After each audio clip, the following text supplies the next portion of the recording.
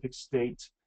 For example, in Alaska, they have certain laws that address the fishing industry and about the entitlement or the eligibility for benefits under those circumstances. In Colorado, there's certain laws regarding seasonal status and then being able to receive benefits under seasonal conditions because of the tourist industry. So despite the fact that it's regulated by the USDOL, each state does have specific laws that regulate their individual programs individually.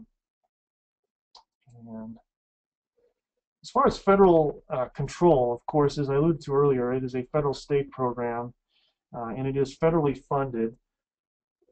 What it means, though, is that states have to meet certain prerequisite and parameters in order to continue to get the funding. If you're ever, I guess, really bored and you want to Google some terms, you can put UI space BTQ.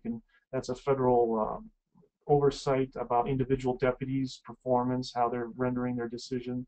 Another one is if you want to put UI BAM, benefit accuracy measurement. These are all programs that the federal government does to make sure that the individual states are administering their programs within the certain parameters that they're required to. And if they don't meet these parameters, they can be potentially in a situation where they can have corrective actions against the program, and may even have limited funding for future funding of the program.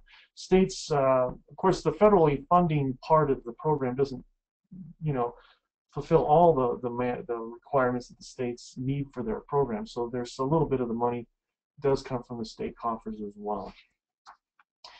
As far as the employer responsibility in the unemployment insurance program, really comes down to three essential responsibility points for the employer, and that is to provide accurate and timely information on separations.